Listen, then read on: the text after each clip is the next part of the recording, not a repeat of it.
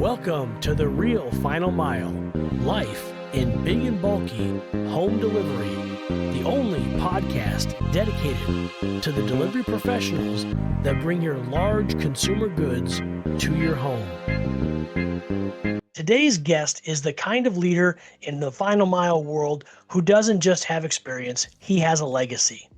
I'm joined by Don Staniszewski, President of Summit Delivery Services and the founder and chairman of the National Home Delivery Association. Don has spent decades in big and bulky home delivery, building operations, developing teams, and helping raise the standard for what professional looks like in the home. He's also the author of Leap Beyond Your Limits, Conquer Fear to Triumph in Life and Leadership, a message that matches how he's led in real life, pushing people to grow, face fear, and take ownership when it counts. But what really defines Don's legacy is impact. He's helped companies scale. He's strengthened leaders at every level and created a community through the NHDA that's focused on education, accountability, and making this industry better than it was yesterday. Don, welcome to The Real Final Mile, life in big and bulky home delivery. Thanks, John. I really appreciate the kind words. And as we were discussing early on, I love the title of your podcast, The Real Final Mile, because things have changed over the years. And this is the real final mile, whereas in the past, people didn't even know what the final mile is. Now it's become very trendy and very important. And, one of my favorite sayings is, I was raised like it and brought up in supply chain genre that trucking and transportation was. And now the final mile is the tail wagging the dog. It's become probably the most important part of it. So thank you. Yeah, you're welcome. And so, Don, I want to jump into, you've worn a lot of hats and a lot of titles in this space. My curiosity for you is, how did you stumble into Final Mile? Well, that's interesting because I started out of college, a couple of years out of college. I actually started in psychology, and I realized that I needed a doctor's degree, and I had years of schooling ahead of me. So I ended up in trucking. I actually started in truck leasing, and but I was intrigued by the what they called general distribution at that time, which was involved drivers and trucks, and not just trucks. So there was the labor component, which was really very management intensive, and I enjoyed that.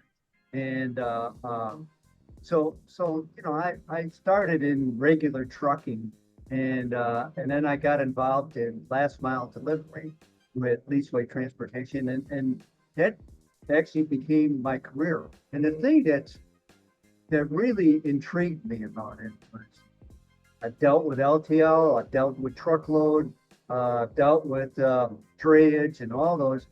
And many of the other trucking type operations were very, very rate based, very competitive on price. And that's great and such. And it's not downplaying that they've required a lot of finesse and expertise, but in the end, many of the decisions were based solely on rates, and I didn't care for that.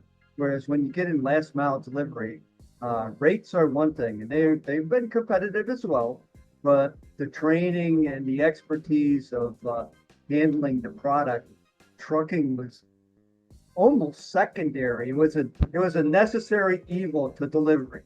And delivery was really the prime focus, and still is today. And no matter how good your trucking is, the people going into the home and delivering, and you would know it better than most, John. The training and the technique required was most important. It's I always say that.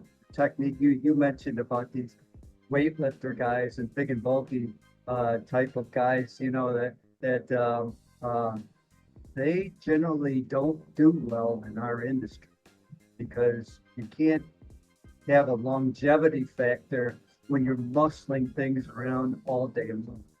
Technique with guys like you and I, just normal people, is the norm.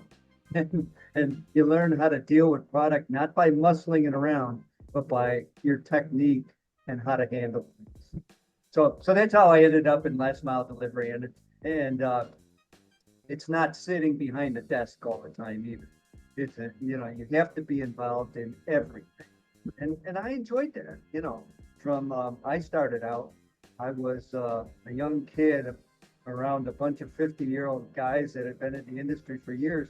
But as I started in the industry, the advent of education became a big deal, and people with college degrees were starting to become the norm, and then graduate degrees. Whereas before that, generally they were on the trucks first, and then they moved into management and so on and so forth. But it's a great profession. It's been a great career path for me, and I hope for others. Yeah. Well, I personally agree with everything that you said. And it's got me curious because I can see the magazine cover behind you, obviously, some of the awards behind you as well. And um, what I don't know how many people know about the work that you're doing behind the scenes in the NHDA to really lift the educational value for folks. But I'm curious if younger Don, um, who maybe fresh out of Illinois Tech, could see you now, what would surprise him most about the path that you took? But my father was in trucking. He was a truck mechanic, and then he was a union representative. And I was always attracted, probably because of my family, into trucking. His brother was an over the road trucker and that sort of thing. Um, and looking back on it, uh, I guess early on, I had my undergraduate degree. I went on for my MBA degree, and I had envisioned that I was going to be a supply chain expert.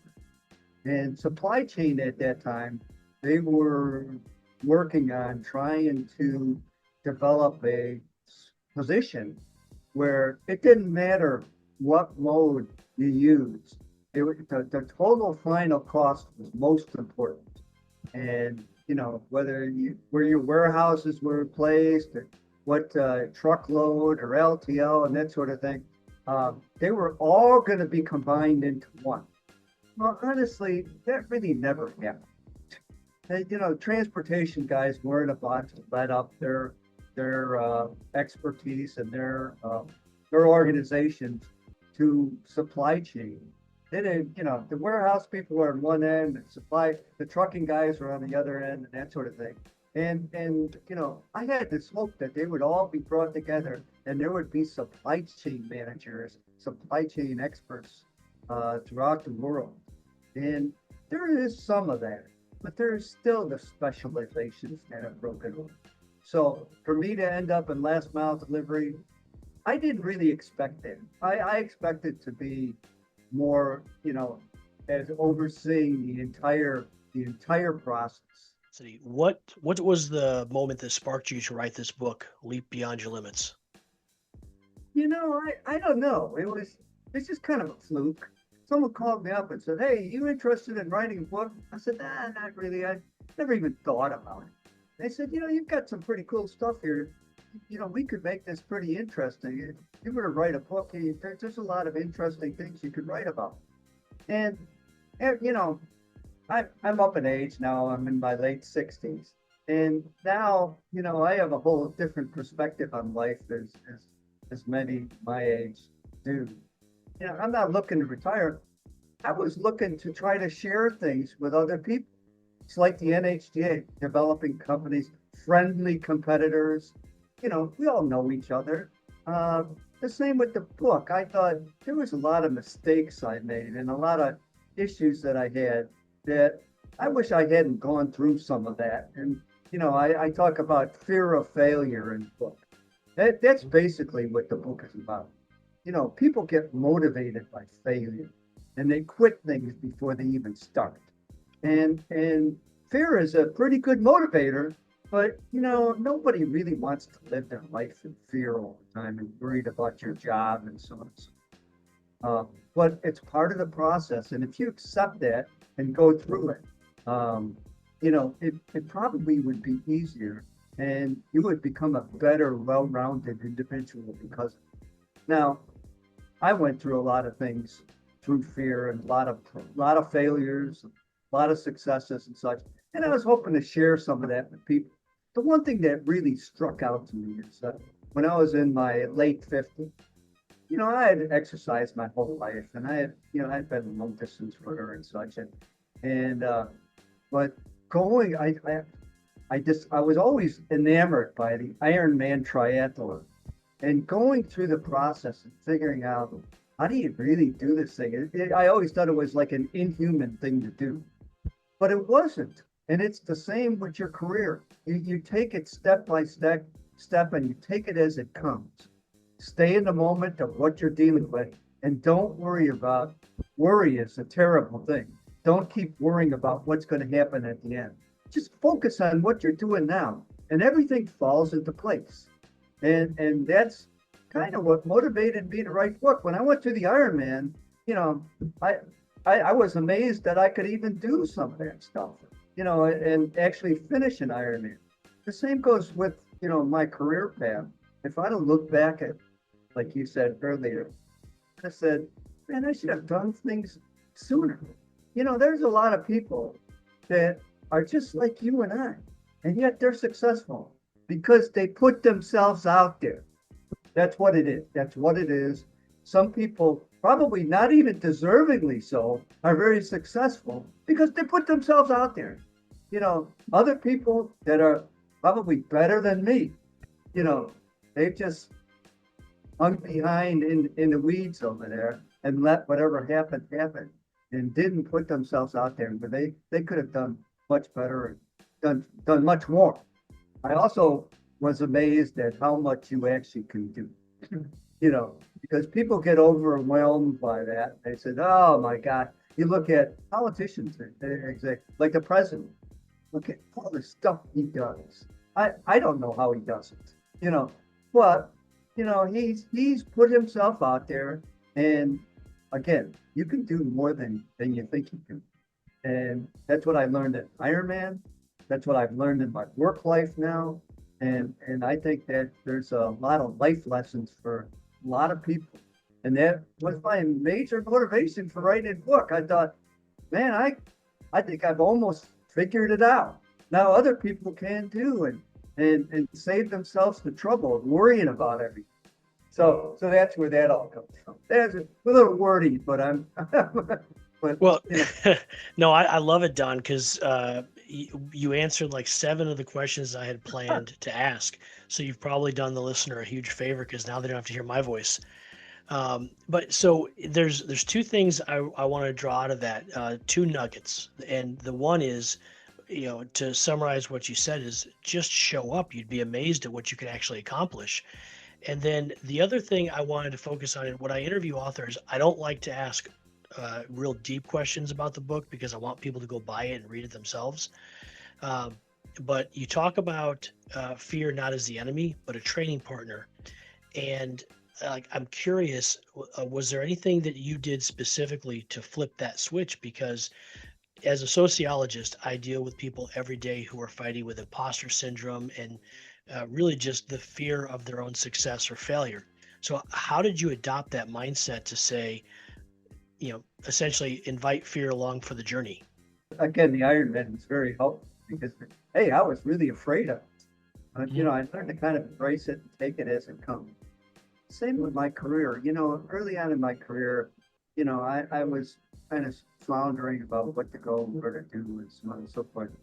And then I guess some introspection made me realize the time I just put myself out there, even if I failed, I didn't fail. Good things came from it ultimately. And I've had some failures. And so a lot of really important people look at like the Elon Musk and Jeff Bezos. They've had a lot of failures. Jeff Bezos just had a rocket balloon. you know, but they just took it in stride. We got to do this, and the same kind of went with my career. I started to realize that we just got to stay in the game and just put my head down and deal with what I'm dealing with today. Things fall into place, and they do. You Yeah. know, there were some times where I felt like I wasn't treated properly or passed up for certain promotions or whatever. But ultimately, I survived and I triumphed. There were people that got promotions before me that aren't there any, and Mhm. they didn't cut it, but I always felt that to just be genuine and sincere and how to deal with people was probably the most important part of your job, your career, your success. Um, the other Okay. thing, and maybe I am jumping around here, but there's a lot of one of the things that I think is a problem in our industry and in the world today is that people want to take credit and say, I did this, I did this, and it's the collaboration thing that makes it a big success. Mhm. Dealing with other people and not saying, well, I did this. Honestly, our current president falls into that trap a lot. He always wants to take things, and I did this and I did that. And, I think he would achieve even better success if he would share some of that with people, smart people around him. But the same goes with our careers as well. It's easy to say I did this and I did that, but to share it and get people involved and on board, that's when success really takes. Um, but before we dive into the big and bulky, I do want to point out for those who don't know, uh, Don did this Ironman in his late 50s. And so, and what I would just like to point out to anybody who understands life in the big and bulky home delivery world, we have a tendency to look a lot more like pears as we get older. So I will say, Don, well done in in nailing that in your late 50s. Yeah, thank you. And that is a problem. I always say if I wasn't exercising, and I exercise today too, not at a level that I was, 5 or 8 years ago, but I probably would be 50 pounds heavier because I like to eat too. So do I. So currently, you're leading Summit Home Delivery Services. You guys do nationwide white glove delivery, setup, installation. What is something the average consumer still does not understand about what it takes to execute a simple home delivery? That's a very good question because I don't think that the general public really realized we take normal people and make them delivery people. You're certainly involved heavily with that, John. And some of those people, they don't have those skills or the personality. And we're taking normal people and teaching them how to deal with other people that sometimes aren't very nice. Mhm. But and for various reasons, their delivery or they didn't like this or that or whatever. And they don't fully understand what it takes to have somebody go into their home, not damage the home, not have a smile on their face and be able to interact. You, some people are good at it, other people are not, but they have to learn how to do that. And that's one thing that they don't understand. Um, Delivering, and carrying something into the house is one thing, but everything else, that these guys should be very proud of what they do because it's a very detailed job rather than just carrying things or driving a truck. There's a lot more to it, and dealing with your wife, your mother, your grandmother, or whatever. It's a tall order sometimes, and we do a pretty respectable job throughout the country. Myself and other companies as well. And the public really doesn't quite understand. Well, so I'm going to use that last sentence as a transition point. In your view, what separates the top 10% of home delivery operations from the rest of the pack? Totally managed. the management and the people involved. We always say, we are friendly competitors at the National Home Delivery Association, and we are. But what separates everybody, there's no hidden secrets in this business. You'd like to think that, but there really isn't. The hidden secret is how well your management executes and how involved they are. That's what separates good companies from the lousy, the not so good companies. And taking care of their contractors, certainly, the delivery people, certainly high on the list. We used to see them as somewhat of a necessary evil. Now, and I'd say this is kind of a recent phenomenon in the last 15 years. There's a lot of respect for delivery people. That was, years ago that wasn't so much there. Now there's a lot of respect, and they are a great partner for us, and certainly the necessary cog in our wheel of what we have to do. We need to treat them well. They need to have good attitudes. They need to be proud of what they're doing too. I always say too, we have some delivery contractors that brag about what a great job they do and how good they are. There's nothing wrong with that at all. That's a good thing. Yeah. I think they all should brag about it. It means they're very proud of it. Same with our managers, one of the other questions you asked me, maybe I'm jumping around a bit, but you said, how can you tell a good operation? And, and other people in this industry, you can walk in a dock as they're getting ready or at the end of the day. You can tell pretty much in 10 minutes if it's a good operation. There are so many clues there, the organization, the cleanliness, how things are organized. You can tell right away what's a good operation, what's a bad operation. You can also tell right away who is a good delivery team and who is. Yes. Oh yeah. It stands out. So, Don, if you could wave a magic wand and immediately improve one thing across the entire industry, thinking about the delivery ecosystem, retailers, 3PLs, ICs, what would you change first and why? Definitely, still is an issue in our industry is training delivery teams. And I know you're near and dear to that's your area, but that's one thing. Still needs improvement, has always needed improvement, and probably will still need improvement. Because there's a lot of regulations about how you can handle training or not. But it is constantly evolving. The product mix has changed over the years, and there's a lot of intricacies of hookups that are different. And there always is going to be a need for training, even for experienced people. And that's one issue in our business.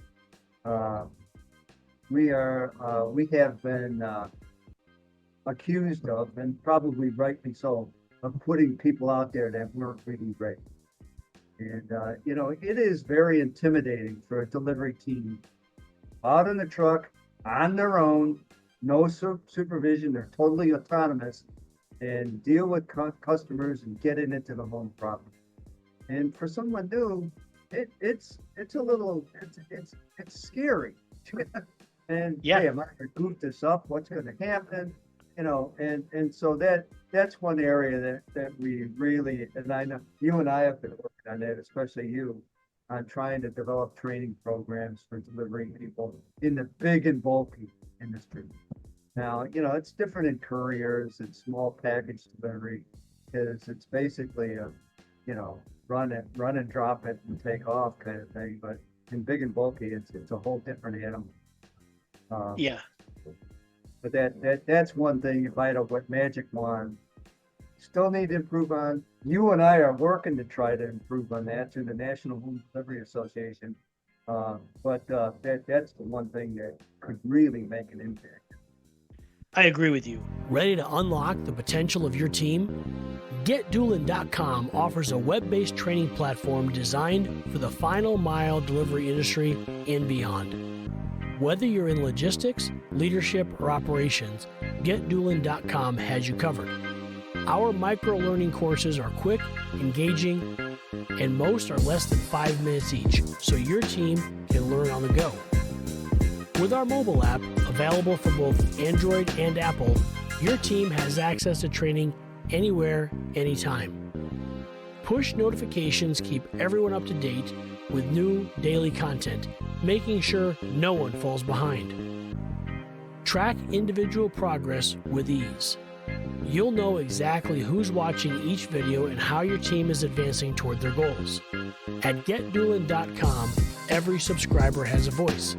Our two-way communication feature lets your team provide feedback and suggestions on the training, ensuring it's always relevant and valuable. GetDoolin.com is designed for all levels of your organization, from drivers and helpers to operations and leadership. No matter where they are in your company, GetDoolin.com helps everyone grow. GetDoolin.com is training that moves your business forward one micro lesson at a time.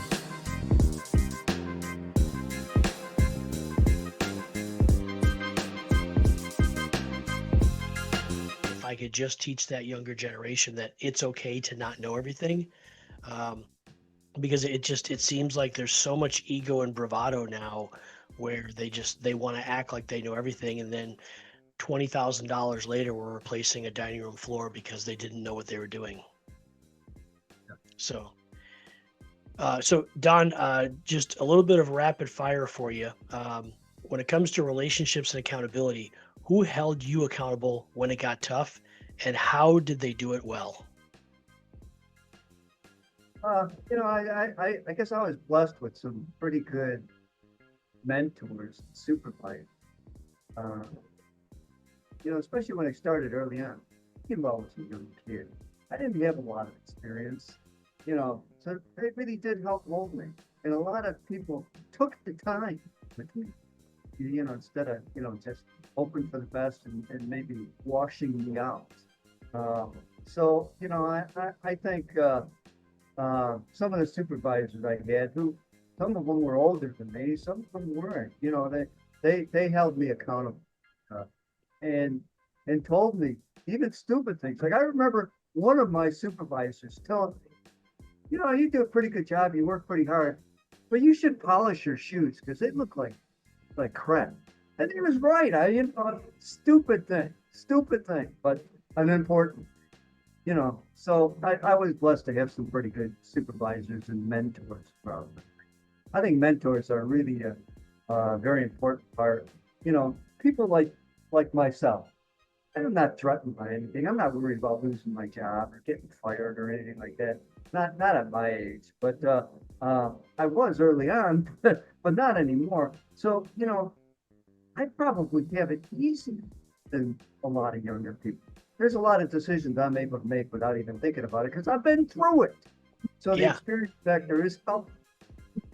But I think the putting yourself out there and being there is even more important. How do you help coach that younger leader who has made a mistake and they're holding themselves too accountable for that mistake? How do you coach them through that? No, that's a great question. And that's actually what I would get to. They have to realize that it's okay to make mistakes. That some people, they don't do anything because they're afraid of making mistakes. You have to allow people that work for you to make mistakes and not chastise them for it, but see it as a learning moment. Hey, you did this, we shouldn't have done that. We really had a big problem because of it, but let's pick up and let's not do that again. And what was the other way of handling it? That's what sometimes is lacking. Everybody needs to know it's okay to make mistakes, but at least you tried to do something. When people don't try or just sit back and want you to tell them how to do everything, that's not good either. Yeah. So what's one belief you wish everyone would drop? There's a belief that a lot of the retailers are kind of like the enemy, people that we work for. And that used to be somewhat true years ago because a lot of the retailers had the position where They were the ultimate authority, and they were very intimidating, and they wanted to be there. Now there's a real partnership, not totally, but with most of them. And that's one belief that I'd like to see drop, that they're not the enemy. They should be part of the team. And appropriately, they should treat you as part of the team. Some of them use the accolades and they're just words. Oh, we're Mhm. partners, we're partners. But they may really not, but others really are. And I think that's one thing I wish that would change. Okay. And then what's a quote you return to when you're wobbling, when you're starting to just kind of hit the guardrails? Quote by an Ironman coach that said, just stay in the moment. And, it's just dealing with what's in front of you rather than worrying about things in the future or things that may happen. Yeah. And my other favorite quote is from my favorite movie, It's a Wonderful Life. Nobody in life is a failure who has friends. It's easy to make enemies, hard to make friends. And through thick and thin, stay friends. I think there's a lot to be said.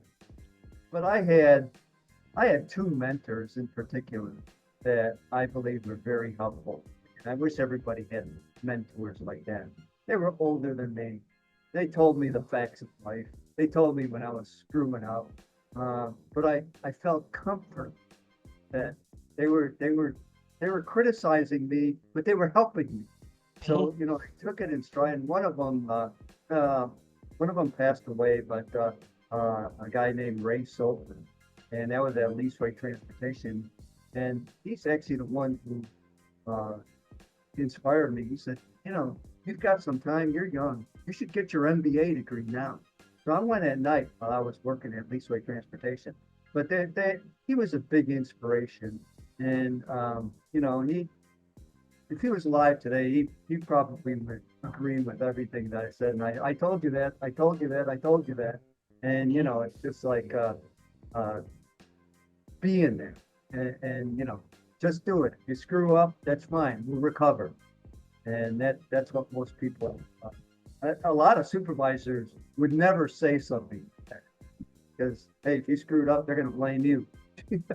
But Yeah. it's a blame game. It's a process improvement. Now, Don, the one of the last topics I want to dive into is your last name. And so, for uh, all of the years I've known you, I've referred to you as Don S. And if they didn't know who I was talking about by Don S, I go, the guy with the funny last name.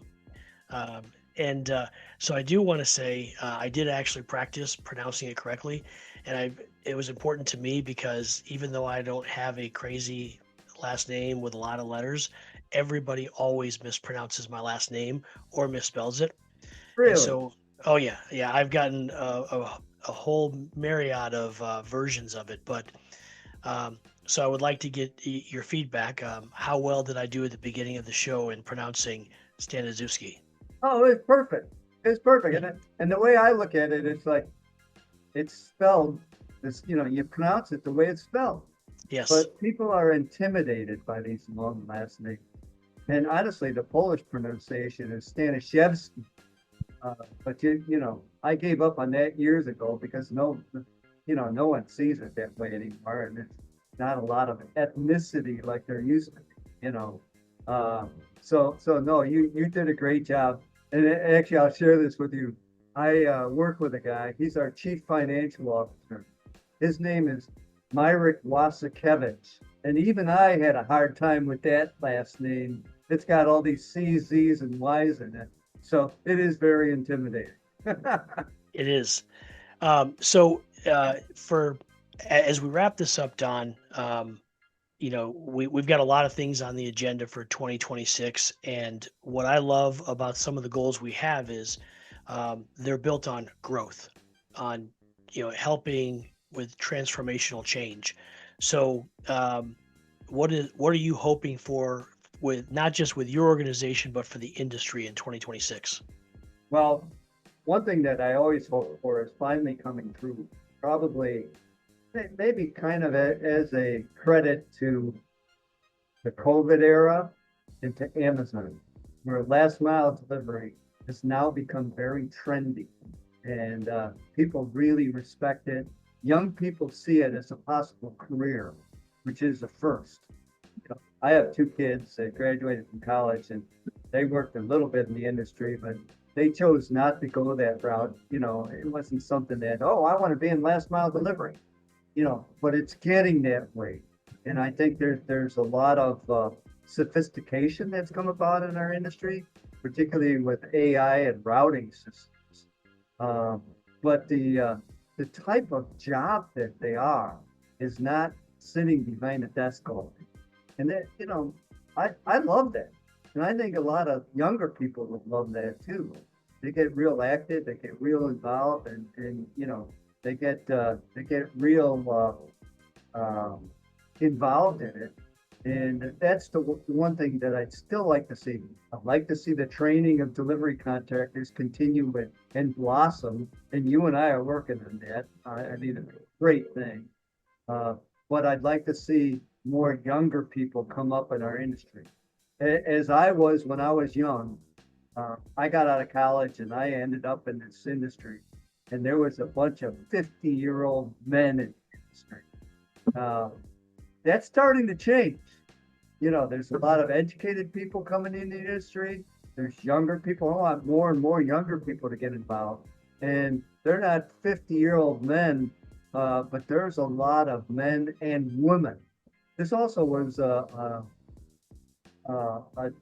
difficult career for women because there was all these men, and now that's starting to change as well. Some of our best supervisors and managers, directors in our company are women, and Yes. it's been a long time coming, but it's starting to come to fruition. So those are the things that I'd like to see, and it's really actually helped our industry too. We have a different perspective. Hey, let me add something. One Yeah. of the things that I am very proud of, and our company is real proud of, Summit Delivery Service, is about a year and a half ago, we gathered together all of our top management and managers and had a strategic planning. We had women in that meeting as well. And I think the outcome would have been a little bit different if we didn't include the women. But it certainly transformed my company because it was a collaborative effort. Everybody is on board. It wasn't only Don Staniszewski's idea, it was everyone's idea. And that has really focused our company. We rebranded our company, and our company's been around since 1987. No one really knew who we were. Now everybody knows who we are. A lot of it had to do with the rebranding, but I think a lot of it had to do with the collaboration of everybody in our company. Yeah. Again, I don't think people realize how significant they are in an organization because they're not listened to. Yeah. But they also need to put themselves out there and become significant. I agree, and I think that the smarter companies are the ones that are making a space at the table, and you can turn somebody's microphone on, but you can't make them talk. And so I agree that they have to overcome that fear and be willing to talk. And I applaud you for making it a safe place where they can talk. That's a good way to put it too. It is a safe space because that's what I had with my two very important mentors, and hopefully we're doing the same thing. Yeah. Well, it seems like you are from the outside. We've worked together a little bit, and it definitely from the outside looking in, it seems like you guys are doing the right thing. And the other thing I would say is I don't think you'd be around today if you weren't doing the right thing. You've been around for a long time, so. Don, thank you so much for joining me today on the show. I'm really grateful. And also for the listener, I picked Don specifically as a legend in our industry to kick off this new season of The Real Final Mile. And so just kind of setting the bar high for me, Don, but I'm really excited that you agreed to do this. Thank you, John. I love being here. Thanks.